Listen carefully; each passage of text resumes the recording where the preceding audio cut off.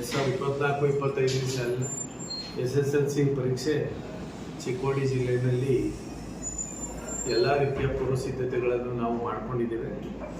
ಅದಕ್ಕೆ ಸಾರ್ವಜನಿಕವಾಗಿ ಎಲ್ಲ ಮಾಧ್ಯಮ ಮಿತ್ರರು, ಸಾರ್ವಜನಿಕರು, ಜನಪ್ರತಿನಿಧಿಗಳು, ಪೋಷಕರು ಎಲ್ಲರ ಸಹಕಾರವನ್ನು ನಾವು ಈ ಪರೀಕ್ಷೆ ಯಶಸ್ವಿ ಆಗಲಿ ಅಂತೇಳಿ ಈ ಮೂಲಕ ನಾನು ಕೇಳ್ಕೊಳ್ತಾ ಇದ್ದೇನೆ.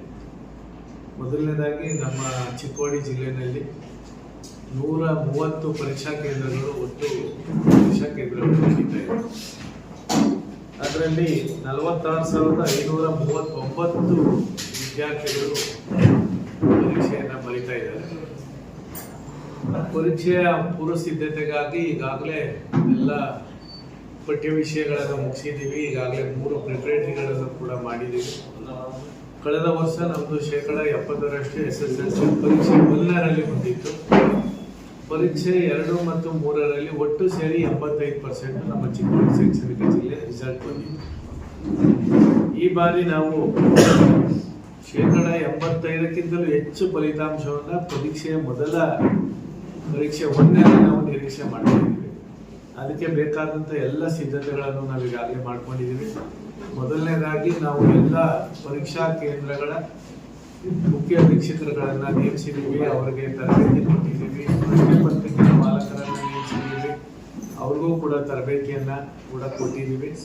ಈಗಾಗಲೇ ತಾಲೂಕು ಹಂತದಲ್ಲಿ ನಾವು ಎಲ್ಲ ಅಧಿಕಾರಿಗಳನ್ನು, ಎಲ್ಲ ಇಲಾಖೆ ಅಧಿಕಾರಿಗಳು, KSRTC ಇರ್ಬೋದು, ಪೊಲೀಸ್ ಇರ್ಬೋದು, ಆರೋಗ್ಯ ಇಲಾಖೆ ಇರ್ಬೋದು, ಎಲ್ಲ ಇಲಾಖೆಯ ಅಧಿಕಾರಿಗಳ ಸಹಕಾರವನ್ನು ಕೋರ್ತಾ ಈಗಾಗಲೇ ತಾಲೂಕು ಹಂತದಲ್ಲಿ ಒಂದು ಸಭೆಯನ್ನ ಕ್ಷೇತ್ರ ಶಿಕ್ಷಣಾಧಿಕಾರಿಗಳು ಮತ್ತೆ ತಹಶೀಲ್ದಾರ್ ಇವರೆಲ್ಲರೂ ಕೂಡ ಸೇರಿ ಮಾಡಿದ್ದಾರೆ. ಮಕ್ಕಳಿಗೂ ಕೂಡ ಪರೀಕ್ಷೆ ಸುಸೂತ್ರವಾಗಿ ಬರೀಲಿಕ್ಕೆ ಕಳೆದ ಬಾರಿ ಏನು ಇಲಾಖೆ ಕೈಗೊಂಡಿತ್ತು, ಪರೀಕ್ಷಾ ಮಂಡಳಿ ಏನು ಕೈಗೊಂಡಿದ್ರು ಆ ಪ್ರಕಾರದಲ್ಲಿ ಈ ಬಾರಿಯೂ ಕೂಡ ನಿಯಮಗಳು ಅದೇ ರೀತಿ ಮುಂದುವರಿತವೆ. CC ಕ್ಯಾಮ್ರಾಗಳು ಕಳೆದ ಬಾರಿ ಕೂಡ ಎಲ್ಲ ಪರೀಕ್ಷಾ ಕೇಂದ್ರಗಳಲ್ಲಿ ಇತ್ತು.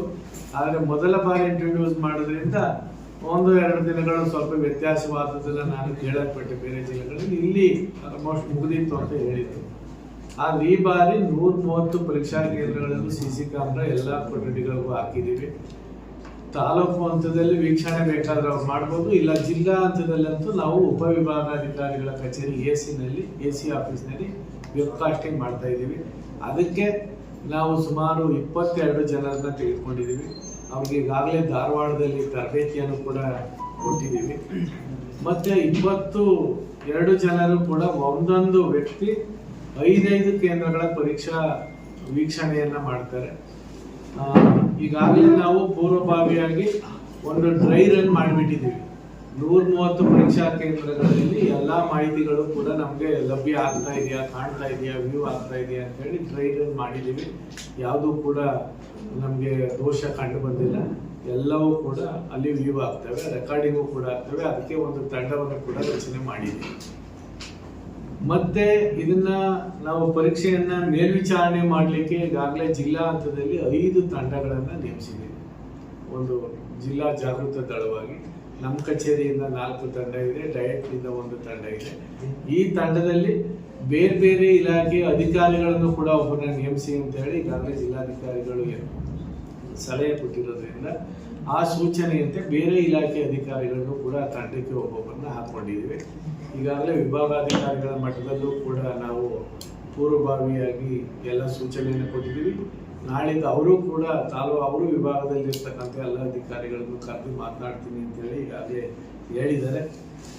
ಎಲ್ಲ ಶಾಲೆಗಳಲ್ಲಿ ರಿಪೇರಿ ಆಗಬೇಕಾದಂತಹ CC ಕ್ಯಾಮ್ರಾಗಳನ್ನು ಕೂಡ ಮಂಡಳಿ ಆದೇಶ ಕೊಟ್ಟರಿಂದ ಶಾಲೆಯಲ್ಲಿ ಲಭ್ಯವಿರುವಂತಹ ಅನುದಾನಗಳಲ್ಲಿ ರಿಪೇರಿ ಮಾಡಿಸ್ಕೊಳ್ಳಿಕ್ಕೆ ಕೂಡ ಹೇಳಿದ್ದೀವಿ. ಅದ್ರದ್ದು ಯಾವುದೂ ಕೂಡ ನಮಗೆ ಇಶ್ಯೂಸ್ ಇಲ್ಲ. ಮತ್ತೆ ಮಕ್ಕಳು ಬರಲಿಕ್ಕೆ ತಮ್ಮ ಮೀಡಿಯಾದ ಮೂಲಕ ನಾನು ಕೇಳ್ಕೊಳ್ಳೋದು ಇಷ್ಟೇ. ಈಗಾಗಲೇ KSRTC ಅವ್ರ ಜೊತೆ ನಾವು ಮಾತುಕತೆ ಮಾಡಿದ್ದೀವಿ. DC ಅವರು ಕೂಡ ನಿರ್ದೇಶನ ಕೊಟ್ಟಿದ್ದಾರೆ. ನಾವು ಚೀಫ್ ಸೂಪರಿಂಟೆಂಡೆಂಟ್ಗಳಿಗೂ ಕೂಡ ನಾವೀಗ ಹೇಳಿದ್ದೀವಿ, ಎಲ್ಲೆಲ್ಲಿ ಬಹುತೇಕ ಮಕ್ಕಳುಗಳು ಇಲ್ಲಿ ತೋಟದ ಮನೆಗಳಿಂದಲೇ ಬರೋದ್ರಿಂದ ಅವರಿಗೆ ಬಸ್ ಸೌಲಭ್ಯವನ್ನು ಉಚಿತವಾಗಿ ಕೊಡಬೇಕು ಅಂತ ಈಗಾಗಲೇ KSRTC ಅವರು ಹೇಳಿದ್ದಾರೆ. ಆ ಮಕ್ಕಳುಗಳು ಎಲ್ಲಾರು ಬರಲಿಕ್ಕೆ ಆ ರೂಟಲ್ಲಿ ಬಸ್ಗಳು ಏನಾರು ತೊಂದರೆ ಇತ್ತು ಅಂತ ಅಂದ್ರೆ ಆ ರೂಟ್ನಲ್ಲಿ ಬರ್ತಕ್ಕಂಥ ಯಾವುದೇ ಒಂದು ಖಾಸಗಿ ಬಸ್ಗಳು ಶಾಲಾ ವಾಹನಗಳ ಮೂಲಕನಾದ್ರೂ ಆ ಮಕ್ಕಳು ಪರೀಕ್ಷಾ ಕೇಂದ್ರಕ್ಕೆ ನಿಗದಿ ಸಮಯಕ್ಕೆ ಹಾಜರಾಗಬೇಕು ಅಂತೇಳಿ ಸೂಚನೆಯನ್ನು ಕೊಟ್ಟಿದ್ದೀವಿ. ಪ್ರತಿ ಮಕ್ಕಳ ಪೋಷಕರೊಂದಿಗೂ ಕೂಡ ಪರೀಕ್ಷೆ ಎಷ್ಟೊತ್ತು ಸ್ಟಾರ್ಟ್ ಆಗ್ತದೆ, ಮೊದಲನೇ ದಿನ ಎಷ್ಟೊತ್ತು ಕರ್ಕೊಂಡು ಬರಬೇಕು, ಎಷ್ಟೊತ್ತು ಮುಗಿತದೆ, ಇವೆಲ್ಲವನ್ನು ಕೂಡ ಅವರು ವೈಯಕ್ತಿಕವಾಗಿ ಪೋಷಕರಿಗೆ ಮಾತಾಡಿದ್ದಾರೆ. ಮಕ್ಕಳು ಪರೀಕ್ಷೆಗೆ ಬರೀಲಿಕ್ಕೆ ಎಲ್ಲ ಸಿದ್ಧತೆಯನ್ನು ಮಾಡ್ಕೊಂಡಿದ್ದಾರೆ. ಅಡ್ಮಿಷನ್ ಟಿಕೆಟ್ ಎಲ್ಲರಿಗೂ ಕೂಡ ಬಂದಿದೆ. ಆ ಪರೀಕ್ಷಾ ಕೇಂದ್ರಗಳೆಲ್ಲವೂ ಕೂಡ ಸಿದ್ಧತೆ ಆಗಿದೆ. ಪರೀಕ್ಷಾ ಕೇಂದ್ರಗಳಿಗೆ ಬಂದ ನಂತರ ಈಗಾಗಲೇ ಬಿಸಿಲು ಸಾಕಷ್ಟು ಇರೋದ್ರಿಂದ ಅಕ್ಕಪಕ್ಕದಲ್ಲಿರ್ತಕ್ಕಂಥ ಎಲ್ಲ ಆರೋಗ್ಯ ಕೇಂದ್ರಗಳಿಗೆ ನಾವು ಮಾತಾಡಿದ್ದೀವಿ.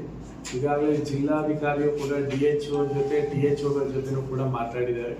ಪರೀಕ್ಷಾ ಕೇಂದ್ರಗಳಲ್ಲಿ ನೀರಿನ ವ್ಯವಸ್ಥೆ ಪ್ರತಿ ಕೊಠಡಿ ಕೇಂದ್ರಗಳಲ್ಲಿ ಒಂದೊಂದು ಕ್ಯಾನ್ಗಳು ಕಡ್ಡಾಯವಾಗಿ ಇಡಬೇಕು ಅಂತೇಳಿ ನಾವು ಸೂಚನೆ ಕೊಟ್ಟಿದ್ದೀವಿ.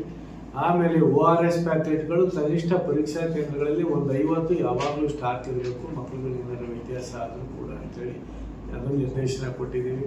ಅದಕ್ಕೆ ಬೇಕಾದಂಥ ಟ್ಯಾಬ್ಲೆಟ್ಸ್ಗಳು ಇವೆಲ್ಲವೂ ಕೂಡ ಸಿದ್ಧತೆ ಮಾಡಿದ್ದೀವಿ. ಪರೀಕ್ಷಾ ಕೇಂದ್ರಗಳಲ್ಲಿ ಒಬ್ಬ ಆರೋಗ್ಯ ಕಾರ್ಯಕರ್ತರು ಕೂಡ ಕಡ್ಡಾಯವಾಗಿರಬೇಕು ಅಂತೇಳಿ ಈಗಾಗಲೇ ನಿರ್ದೇಶನವನ್ನು ಹೋಗಿದೆ. ಎಲ್ಲರಿಗೂ ಕೂಡ ಲಿಖಿತವಾಗೂ ಕೂಡ ನಾವು ಕೊಟ್ಟಿದ್ದೀವಿ. ಮತ್ತೆ ಪರೀಕ್ಷಾ ಕೇಂದ್ರಗಳ ಭದ್ರತೆಗೆ ಸಂಬಂಧಪಟ್ಟಂತೆ ಈಗಾಗಲೇ ನಾವು DYSP ಮತ್ತು ಪೊಲೀಸ್ ಸರ್ಕಲ್ ಇನ್ಸ್ಪೆಕ್ಟರ್ಗಳ ಜೊತೆ ತಾಲೂಕು ಹಂತದಲ್ಲೂ ಸಭೆಯಾಗಿದೆ. ನಾವು DYSPಗೆ ಕೋರ್ಕೊಂಡಿದ್ದೀವಿ. ಈ ಸರಿ ಏನ್ ಮಾಡಿದೆ, ಪ್ರಶ್ನೆ ಪತ್ರಿಕೆಗಳೆಲ್ಲವೂ ಕೂಡ ಇವತ್ತು ಬರ್ತಾ ಇದೆ. ನಮಗೆ ಇನ್ನೊಂದು ಅವರಲ್ಲಿ 1.5 ಅವರಲ್ಲಿ ರೀಚ್ ಆಗ್ತವೆ. ಬಿಜಾಪುರದಿಂದ ಇಲ್ಲಿ ಬರ್ತಾ ಇದೆ ವೆಹಿಕಲ್. ನಾವು ಇವತ್ತೇ ಬಹುತೇಕ 6 ಗಂಟೆ ಒಳಗಡೆ ಅವ್ರು ಬಂತು ಅಂತ ಅಂದ್ರೆ ತಾಲೂಕು ಹಂತದ ಟ್ರೆಜರಿಗಳಿಗೆ ಕ್ವಶನ್ ಪೇಪರ್ ಇವತ್ತೇ ಕೊಟ್ಬಿಡ್ತೀವಿ. ಇನ್ ಕೇಸ್ ಅವ್ರ ವೆಹಿಕಲ್ ಬರೋದೇ ಲೇಟ್ ಆಯಿತು ಅಂದರೆ ನಾವು ಪೊಲೀಸ್ ಸ್ಟೇಷನಲ್ಲಿ ವೆಹಿಕಲ್ನ ಪಾರ್ಕಿಂಗ್ ಮಾಡಿ ಬೆಳಿಗ್ಗೆ ಅವ್ರಿಗೆ ವಿತರಣೆ ಮಾಡ್ತೀವಿ. ಅವರು ತಾಲೂಕು ಟ್ರೆಜರಿಗಳಲ್ಲಿ ಇಟ್ಕೊಂಡಿರ್ತಾರೆ. ಮತ್ತೆ ಪರೀಕ್ಷಾ ಕೇಂದ್ರಗಳಲ್ಲಿ ಬೆಳಗ್ಗೆ ಹೊತ್ತು 3-man ಕಮಿಟಿ ಮಾಡ್ಕೊಂಡಿದ್ದೀವಿ. ಅವರು ಕ್ವಶನ್ ಪೇಪರ್ಗಳನ್ನ ಆಯಾ ರೂಟ್ ಆಫೀಸರ್ಗಳ ಮೂಲಕ ಹೋಗ್ಬೇಕು ಅಂತ ಆಗಿದೆ. ಕಳೆದ ಬಾರಿ ಕೆಲವು ಖಾಸಗಿ ಶಾಲೆಯ ವಾಹನಗಳ ಮೂಲಕವೂ ಕೂಡ ಪ್ರಶ್ನೆ ಪತ್ರಿಕೆ ಹೋಗಿದ್ದದನ್ನ ಗಮನಿಸಿ ಈ ಬಾರಿ ವಿಭಾಗಾಧಿಕಾರಿಗಳು DC ಏನು ಹೇಳಿದ್ದಾರೆ ಅಂತಂದ್ರೆ, ಆದಷ್ಟು ನೀವು RTO ಅವರಿಗೆ ಪತ್ರವನ್ನು ಬರೆದು ಆಯಾ ಬ್ಲಾಕ್ನಲ್ಲಿ ತಾಲೂಕಿನಲ್ಲಿ ಇರತಕ್ಕಂಥ ಇತರ ಇಲಾಖೆ ಸರ್ಕಾರಿ ವಾಹನಗಳನ್ನೇ ತೆಗೆದುಕೊಂಡು ಪ್ರಶ್ನೆ ಪತ್ರಿಕೆ ಸಾಗಿಸಿ ಅಂತ ಹೇಳಿದ್ದಾರೆ. ಆಮೇಲೆ ಈ ಸರಿ ಒಂದು ವಿಶೇಷವಾಗಿ ಏನ್ ಮಾಡಿದರೆ, ಉತ್ತರ ಪತ್ರಿಕೆಗಳನ್ನು ತರಬೇಕಾದ್ರೂ ಕೂಡ ಪೊಲೀಸ್ ಭದ್ರತೆಯಲ್ಲಿ ತನ್ನಿ ಅಂತ ಕೂಡ ಒಂದು ನಿರ್ದೇಶನ ಕೊಟ್ಟಿದ್ದೀವಿ. ತೆಗೆದುಕೊಂಡು ಹೋಗಾಗ್ಲೂ ಕೂಡ ಒಬ್ಬ ಪೊಲೀಸ್ ಸಿಬ್ಬಂದಿ ಇರಬೇಕು, ಉತ್ತರ ಪತ್ರಿಕೆ ತರುವಾಗ್ಲೂ ಕೂಡ ಒಬ್ಬ ಪೊಲೀಸ್ ಸಿಬ್ಬಂದಿ ಇರಬೇಕು ಅಂತ ಹೇಳಿ ಈಗಾಗಲೇ ನಿರ್ದೇಶನವನ್ನು ಕೊಟ್ಟಿದ್ದಾರೆ. ಆ ಪ್ರಕಾರದಲ್ಲೂ ಎಲ್ಲರಿಗೂ ಕೂಡ ನಾವು ತರಬೇತಿಯನ್ನ ನಾವು ನೀಡಿದ್ದೀವಿ. ಮತ್ತೆ ಪ್ರಶ್ನೆ ಪತ್ರಿಕೆಗಳು ಈಗೇನು ಕಳೆದ ನಾವು ಈಗಾಗಲೇ ಮಾಡೆಲ್ ಕ್ವಶನ್ ಪೇಪರ್ಗಳು ಕೂಡ ಪರೀಕ್ಷಾ ಮಂಡಳಿಯವರು ಬಿಟ್ಟಿದ್ರು. ಈಗಾಗಲೇ ಮಕ್ಕಳಿಗೂ ಕೂಡ ಪ್ರಶ್ನೆ ಪತ್ರಿಕೆ ಹೇಗಿರ್ತದೆ, ಯಾವ ಮಾಡೆಲ್ ಇರ್ತದೆ ಅನ್ನೋದೆಲ್ಲ ಪರಿಚಯ ಕೂಡ ಮಕ್ಕಳಿಗಾಗಿದೆ. ಈಗಾಗಲೇ ಕೆಲವು ಕಡೆ ಎಲ್ಲಿ ಮಕ್ಕಳುಗಳಿಗೆ ಪರೀಕ್ಷಾ ಕೇಂದ್ರ ನಡೀತಿತ್ತೋ ಅಲ್ಲೇ ಮಕ್ಕಳುಗಳು ಪರೀಕ್ಷೆ ಈಗಾಗಲೇ ಕೇಂದ್ರವನ್ನು ನೋಡ್ಕೊಂಡ್ಬಿಟ್ಟಿದ್ದಾರೆ. ನಾವು ಇಲ್ಲೇ ಪರೀಕ್ಷೆ ಬರೀತೀವಿ ಅಂತ ಕೂಡ ಮಕ್ಕಳಿಗೆ ಧೈರ್ಯ ಬಂದಿದೆ. ಈಗಾಗಲೇ ಅದ್ರ ಜೊತೆಗೆ ನಾವು ಪರೀಕ್ಷಾ ಭಯ ನಿವಾರಣೆಯನ್ನ ಹೋಗಲಾಡಿಸ್ಬೇಕು ಅಂತೇಳಿ ನಾವು ತಾಲೂಕು ಹಂತದಲ್ಲಿ ವಿವಿಧ ಮಾಧ್ಯಮಗಳ ಮೂಲಕ ತರಬೇತಿಯನ್ನು ಕೊಟ್ಟಿದ್ದೀವಿ. ತಾಲೂಕು ಹಂತದಲ್ಲೂ ಕೂಡ ಜಾಗೃತಿಯನ್ನು ಮೂಡಿಸಿದ್ದೀವಿ. ತರಬೇತಿಯನ್ನು ಕೂಡ ನಾವು ಎಲ್ಲ ಮಕ್ಕಳಿಗೂ ಕೂಡ ಪೋಷಕರಿಗೂ ಕೂಡ ನಾವೀಗಾಗಲೇ ಮಾಡಿದ್ದೀವಿ. ಪರೀಕ್ಷಾ ಭಯ ಅನ್ನುವಂಥದ್ದು ಏನಿಲ್ಲ, ಪರೀಕ್ಷಾ ಭಯ ಯಾವ ಪರೀಕ್ಷೆ ಆದರೂ ಕೂಡ ಇದ್ದೇ ಇರ್ತದೆ. ಆದರೆ ಆದಷ್ಟು ನಾವು ಮಕ್ಕಳನ್ನ ಪರೀಕ್ಷೆಗೆ ಭಯಮುಕ್ತರಾಗಿ ಬರೆಯುವಂಥ ವ್ಯವಸ್ಥೆಯನ್ನು ಕೂಡ ಮಾಡಿದ್ದೀವಿ. ಆಮೇಲೆ ಈ ಬಾರಿ ನನಗೆ ಕಳೆದ ಬಾರಿಗಿಂತಲೂ ಫಲಿತಾಂಶ ಉತ್ತಮ ಬರ್ತದೆ ಅನ್ನೋ ಒಂದು ನಿರೀಕ್ಷೆ ಯಾಕೆ ಇಟ್ಕೊಂಡಿದ್ದೀನಿ ಅಂದರೆ, ಈಗಾಗಲೇ ಸುಮಾರು ಒಂದು 100 ಸ್ಥಳಗಳಲ್ಲಿ ರಾತ್ರಿ ಶಾಲೆಗಳನ್ನು ಕೂಡ ಈ ಬಾರಿ ಪ್ರಾರಂಭ ಮಾಡಿದ್ದೀವಿ. ಯಾವ ಮಕ್ಕಳುಗಳು ರಾತ್ರಿ ಶಾಲೆಗೆ ಹೋಗ್ತಾ ಇರೋರು ಅಂದರೆ, ಯಾರು ಮೊದಲ ಪ್ರಿಪರೇಟರಿ, 2ನೇ ಪ್ರಿಪರೇಟರಿಯಲ್ಲಿ 1-2 ಸಬ್ಜೆಕ್ಟ್ ಫೇಲ್ ಆಗಿರುವಂಥ ಮಕ್ಕಳು ಸುಮಾರು 3,000 ಜನ ಇದ್ರು ನಮ್ಮಲ್ಲಿ. ಆ ಒಂದು ಸಬ್ಜೆಕ್ಟ್ ಇರ್ತಕ್ಕಂಥವ್ರು 3,000 ಜನನ ನಾವು ಉಳಿದ ಎಲ್ಲ ಪಾಸ್ ಆಗಿದ್ದಾರೆ, ಒಂದರಲ್ಲಿ ಫೇಲ್ ಆಗಿದ್ದಾರೆ. ಅವ್ರುಗಳನ್ನ ನಾವು ಪಾಸ್ ಮಾಡಿದ್ರೆ ನಮ್ಮ ಜಿಲ್ಲೆ ರಿಸಲ್ಟು 10% ರೈಸ್ ಆಗುತ್ತೆ. ಇಲ್ಲಾಂದ್ರೆ ನಾವು ಸಾಮೂಹಿಕವಾಗಿ 6 ಸಬ್ಜೆಕ್ಟ್ನು ಕೂಡ ಫೇಲ್ ಆಗಿರೋದನ್ನ ಕೂಡ ಹಾಕೊಂಡು ನಾವು ಪಾಠ ಮಾಡಕ್ಕೆ ಹೋದ್ರೆ ಅದ್ರಲ್ಲಿ ಮತ್ತೆ ಫೇಲ್ಯೂರ್ ಆಗ್ತೀವಿ ಅಂತೇಳಿ ಮೊದಲ ಆದ್ಯತೆ 1 ಸಬ್ಜೆಕ್ಟಲ್ಲಿ ಫೇಲ್ ಆಗಿರೋರಿಗೆ, 2ನೇ ಆದ್ಯತೆ 2 ಸಬ್ಜೆಕ್ಟಲ್ಲಿ ಫೇಲ್ ಆಗಿರೋರಿಗೆ ಈ ರೀತಿ ನಾವು ತರಬೇತಿನೂ ಕೂಡ ನಾವು ಕೊಟ್ಟಿದ್ದೀವಿ. ಮಕ್ಕಳು ಮತ್ತು ಶಿಕ್ಷಕರು ಈ ಬಾರಿ ಸಾಕಷ್ಟು ಎಫರ್ಟನ್ನು ನಮ್ಮ ಎಲ್ಲ ಶಾಲೆಯ ಶಿಕ್ಷಕರು ಮುಖ್ಯ ಶಿಕ್ಷಕರು ಕೂಡ ಹಾಕಿದ್ದಾರೆ. ನೀವು ಸಾಕಷ್ಟು ಸ್ಥಳಗಳಲ್ಲಿ ಮತ್ತು ವರದಿಗಳಲ್ಲಿ ನೀವು ಅದನ್ನು ಗಮನಿಸಿದ್ದೀರಿ ಅಂತ ನಾನು ಭಾವಿಸಿದ್ದೀನಿ. ಮುಂದಿನ ಬಾರಿಗೆ SSLC ರಿಸಲ್ಟ್ ಇನ್ನೂ ಕೂಡ ಸಾಕಷ್ಟು ಕಾರ್ಯಕ್ರಮಗಳನ್ನ ಹಾಕ್ಕೊಂಡಿದ್ದೀನಿ. ಅದನ್ನು ಈಗ ಇನ್ನೂ ಸೂಕ್ತವಾದ ಸಮಯ ಅಲ್ಲ, ಜೂನ್ನಲ್ಲಿ ಇನ್ನೊಂದು ಪ್ರೆಸ್ ಮೀಟನ್ನು ನಾನು ಕರೆದು ಅದು 2 ಭಾಗಗಳಾಗಿ ಮಾಡ್ಕೊಂಡಿದ್ವಿ. ಒಂದು ದತ್ತು ತಗೊಳ್ಳುವಂಥ ಒಂದು ಯೋಜನೆಯನ್ನು ಕೂಡ ಹಾಕ್ಕೊಂಡಿದ್ವಿ. ಯಾರು ಕಲಿಕೆಯಲ್ಲಿ ದೂರಿದ್ದಾರೆ ಅವ್ರಿಗೆ 3 ವರ್ಷಕ್ಕೆ ದತ್ತು ಕೊಡೋದು. ಮತ್ತು ಇನ್ನೊಂದು, ಈಗೇನು ಜನವರಿ ಫೆಬ್ರವರಿನಲ್ಲಿ ಮಕ್ಕಳಿಗೆ ಭಾಳ ಪ್ರೆಷರ್ ಕೊಡ್ತಾ ಇರ್ತೀವಿ ನಾವು, ರಾತ್ರಿ ಶಾಲೆ ಮಾಡೋದು, ಎಲ್ಲ ಕಲಿಯೋದು. 10 ವರ್ಷ ಫ್ರೀ ಇದ್ದಂಥ ಮಗು 2 ತಿಂಗಳಲ್ಲಿ ಕಲಿಯುವಂಥದ್ದು ಪ್ರೆಷರ್ ಕೊಡ್ತಾ ಇದ್ದೀವಿ. ಅದಕ್ಕೆ ನಾನು 9ನೇ ತರಗತಿಲಿದ್ದಾಗಲೇ ಗೊತ್ತಾಗ್ಬಿಡುತ್ತೆ ಯಾವ ಮಕ್ಕಳು ಕಲಿಕೆಯಲ್ಲಿ ಹಿಂದುಳಿದಿದ್ದಾರೆ ಅಂತ. ಅವ್ರನ್ನೆಲ್ಲರನ್ನೂ ಕೂಡ ನಾವು ಈ ಏಪ್ರಿಲಿಂದನೇ ಆ ಮಕ್ಕಳುಗಳಿಗೆ ನಾವು ಒಂದು ಡ್ರೈವ್ ಮಾಡ್ತಾ ಇದ್ದೀವಿ. ಆ ಡ್ರೈವಲ್ಲಿ ಏನಾಗ್ತದೆ, ಆ ಮಕ್ಕಳುಗಳು ಸುಮಾರು 12 ತಿಂಗಳುಗಳು ನಮ್ಮ ಜೊತೆ ಸಂಪರ್ಕದಲ್ಲಿದ್ದು ಸುಮಾರು 80% ಅದರಲ್ಲಿ ತೇರ್ಗಡೆ ಆಗುವಂಥ ಚಾನ್ಸಸ್ ಇದೆ. ಹಾಗಾಗಿ ಮುಂದಿನ 1-2 ವರ್ಷಗಳಲ್ಲಿ ನಾವು ಶೇಕಡ ಏನು ನೀವು ದಕ್ಷಿಣ ಕನ್ನಡ ಉಡುಪಿನಲ್ಲಿ ನೋಡ್ತಾ ಇದ್ದೀವಿ, ಅದೇ ರಿಸಲ್ಟು ನಾವು CC ಕ್ಯಾಮ್ರಾದ ಕಣ್ಗಾವಲಿನಲ್ಲೂ ಕೂಡ ಶೇಕಡ 95% ರಿಸಲ್ಟನ್ನು ನಾವು ಪಡ್ಕೊಳ್ತೀವಿ ಅನ್ನೋ ಒಂದು ಭರವಸೆ ಇದೆ. ಅದಕ್ಕೆ ನಾವೆಲ್ಲ ರೀತಿಯ ಸಿದ್ಧತೆಯನ್ನು ಕೂಡ ಮಾಡ್ಕೊಂಡಿದ್ದೀವಿ. ನಮ್ಮಲ್ಲಿ ಅತಿ ಸೂಕ್ಷ್ಮ ಕೇಂದ್ರಗಳು ಅಂತ SSLC ಬೋರ್ಡಲ್ಲಿ ಕೊಡಬೇಕು. ಅವರು ಯಾವುದೂ ಕೂಡ ನಮ್ಮಲ್ಲಿ ಅತಿ ಸೂಕ್ಷ್ಮ ಕೇಂದ್ರಗಳು ಅಂತ ಏನು ಕೊಟ್ಟಿಲ್ಲ. ಆದರೂ ಕೂಡ ಕೆಲವು ಕಳೆದ ಬಾರಿ ನಾಗರಮುನ್ನೋಳಿ, ರಾಯಭಾಗದ ಕೆಲವು ಶಾಲೆಗಳಲ್ಲಿ ಪಬ್ಲಿಕ್ ಡಿಸ್ಟರ್ಬೆನ್ಸ್ ಇದ್ದದ್ದನ್ನು ತಮ್ಮ ಮಾಧ್ಯಮಗಳಲ್ಲಿ ಬಂದದ್ದನ್ನು ಗಮನಿಸಿ ಅಲ್ಲಿಗೆಲ್ಲ ಸುಮಾರು 46 ಕಡೆ ಹೆಚ್ಚಿನ ಪೊಲೀಸ್ ಸಿಬ್ಬಂದಿಯನ್ನು ನಿಯೋಜನೆ ಮಾಡಿಕೊಡಿ ಅಂತ ಪೊಲೀಸ್ ಇಲಾಖೆಗೆ ಕೋರ್ಕೊಂಡಿದ್ದೀವಿ. DC ಕೂಡ ಅವ್ರಿಗೆಲ್ಲರೂ ಕೂಡ ನಿರ್ದೇಶನವನ್ನು ಕೊಟ್ಟಿದ್ದಾರೆ. ಅವರು ಜಿಲ್ಲಾ ಮಟ್ಟದಲ್ಲೂ ಕೂಡ ಇದನ್ನು ವಾಚ್ ಮಾಡಿ ಇದನ್ನೆಲ್ಲ ಪರಿಶೀಲನೆಯನ್ನು ಮಾಡ್ತಿದ್ದಾರೆ. ನಮ್ಮಲ್ಲಿ ಒಟ್ಟು ಪರೀಕ್ಷಾ ಕೇಂದ್ರಗಳಲ್ಲಿ ಒಬ್ಬ ಚೀಫ್ ಸೂಪರಿಂಟೆಂಡೆಂಟ್ ಇರ್ತಾರೆ, ಒಬ್ಬ 600ಕ್ಕಿಂತ ಜಾಸ್ತಿ ಮಕ್ಕಳು 350ಕ್ಕಿಂತ ಜಾಸ್ತಿ ಮಕ್ಕಳುಗಳಿದ್ರೆ ಅಡಿಷನಲ್ ಚೀಫ್ ಅಂತ ಇರ್ತಾರೆ. ಮತ್ತು ಮೊಬೈಲ್ ಸ್ವಾಧೀನಾಧಿಕಾರಿ ಅಂತ ಒಬ್ಬನ್ನ ನೇಮಿಸಿದ್ದೀವಿ. ಎಲ್ಲ ಮೊಬೈಲ್ಗಳನ್ನ ಅಕಸ್ಮಾತ್ ತಂದರೂ ಕೂಡ ಟೀಚರ್ಸು ಅದೆಲ್ಲ ಇಟ್ಕೊಳ್ಬೇಕು ಅಂತ. ಈ ಹೆಡ್ ಮಾಸ್ಟರ್ ಹತ್ರ ಮಾತ್ರ ಒಂದು ಕೀಪ್ಯಾಡ್ದು ಒಂದು ಮೊಬೈಲ್ ಇರಬೇಕು ಅನ್ನೋದು ಒಂದು ಸೂಚನೆ ಕೊಟ್ಟಿದ್ದೀವಿ. ಅಷ್ಟು ಬಿಟ್ಟರೆ ಸೆಂಟ್ರಿನಲ್ಲಿ ಯಾವುದೇ ಒಂದು ಮೊಬೈಲನ್ನು ಯಾರೂ ಕೂಡ ನಿರ್ವಹಣೆ ಮಾಡಬಾರ್ದು ಅಂತ ಕೂಡ ನಿರ್ದೇಶನವನ್ನು ನಾವು ಕೊಟ್ಟಿದ್ದೀವಿ. ಹಾಗಾಗಿ ಪರೀಕ್ಷಾ ಕೇಂದ್ರಗಳಲ್ಲಿ ನಾವು ಏನು ಮಂಡಳಿಯ ನಿಯಮ ಏನಿತ್ತು ಆ ಪ್ರಕಾರದಲ್ಲಿ ಯಶಸ್ವಿ ಆದಂಥ ಎಲ್ಲ ಕ್ರಮಗಳನ್ನು ಕೂಡ ನಾವು ಈಗ ತೆಗೆದುಕೊಂಡಿದ್ದೀವಿ. ಈಗಾಗಲೇ DC ಅವರು ಕೂಡ ಸೆಕ್ಷನ್ 163 ಪ್ರಕಾರ ಮುಂಜಾಗ್ರತಾ ಕ್ರಮವಾಗಿ 200 ಮೀಟರ್ ಒಳಗಡೆ ಪರೀಕ್ಷಾ ಕೇಂದ್ರದ ಒಳಗಡೆ ಎಣ್ಣೆಗಳು ಜನರು ಸೇರಿದ ಬಗ್ಗೆ ಈಗಾಗಲೇ ನಿಷೇಧಾಜ್ಞೆಯನ್ನು ಕೂಡ ಹೊರಡಿಸಿದ್ದಾರೆ.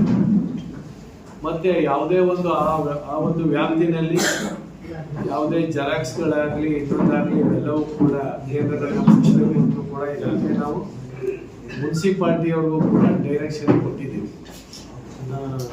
ಮತ್ತೆ ಪ್ರಶ್ನೆ ಪತ್ರಿಕೆ ಲೀಕೇಜ್ ಮಾಡೋದು ಇವುಗಳೆಲ್ಲವೂ ಕೂಡ ವಾಟ್ಸಪ್ಪಲ್ಲಿ ತೆಗಿತಕ್ಕಂಥದ್ದು ಇವುಗಳೆಲ್ಲವೂ ಕೂಡ ಕಡ್ಡಾಯವಾಗಿ ನಿಷೇಧ ಆಗಿದೆ.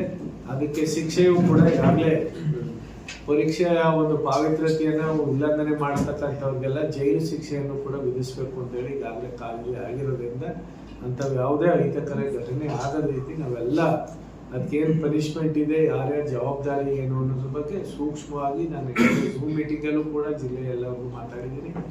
ತಾಲೂಕು ಹಂತದಲ್ಲೂ ಕೂಡ ಸಭೆ ಕೂಡ ಆಗಿದೆ. ಹಾಗಾಗಿ ಇನ್ನು ನಾವು ಈ ಒಂದು ಪರೀಕ್ಷೆಯ ಒಂದು SSLCಗೆ ಬೇಕಾದಂಥ ಇಲಾಖೆ ಎಲ್ಲ ನಿಯಮಾವಳಿಗಳನ್ನು ಮತ್ತು DCಯ ಎಲ್ಲ ನಿರ್ದೇಶನಗಳನ್ನು ಕೂಡ ಪಾಲಿಸಿದ್ವಿ ಅಂತ ಈ ಸಂದರ್ಭದಲ್ಲಿ ಹೇಳ್ತಾ, ತಾವು ಕೂಡ ಪರೀಕ್ಷಾ ಕೇಂದ್ರಗಳಲ್ಲಿ ತಮ್ಮೆಲ್ಲ ಸಹಕಾರವನ್ನು ಕೊಡಬೇಕು. ಮಾಧ್ಯಮಗಳಲ್ಲಿ ಎಲ್ಲ ಸಾರ್ವಜನಿಕರು ಕೂಡ ಮಕ್ಕಳುಗಳು ಮುಕ್ತವಾಗಿ ಪರೀಕ್ಷೆ ಬರೆಯೋದಕ್ಕೆ ಸಹಕಾರ ಕೊಡಬೇಕು. ಇವತ್ತು CC ಕ್ಯಾಮ್ರಾಗಳಿರೋದ್ರಿಂದ ಅವರೆಲ್ಲ ಪರೀಕ್ಷಾ ಕೇಂದ್ರಕ್ಕೆ ಬಂದು ಗಲಾಟೆ ಮಾಡೋದಾಗಲಿ ಇನ್ನೊಂದಾಗಲಿ ಮಕ್ಕಳಿಗೆ ಏನಾದರೂ ನಾವೇನೋ ಸಹಾಯ ಮಾಡಬಹುದು ಅಂತ ನಿರೀಕ್ಷೆ ಇಟ್ಕೊಂಡು ಅವ್ರು ಯಾರು ಬರೋಂಗಿಲ್ಲ. ಎಲ್ಲರೂ ಕೂಡ ಸುಸೂತ್ರವಾಗಿ ಯಾವುದೇ ಒಂದು ಭೇದ ಭಾವ ಇಲ್ಲದೆ ಪಾರದರ್ಶಕವಾಗಿ ಮಾಡಲಿಕ್ಕೆ ಇಲಾಖೆ ಎಲ್ಲ ಸಿದ್ಧತೆ ಮಾಡ್ಕೊಂಡಿದೆ ಅಂತ ಒಂದು ಅಭಿಪ್ರಾಯ ಕೂಡ ತಮ್ಮಿಂದ ಹೋಗಬೇಕು.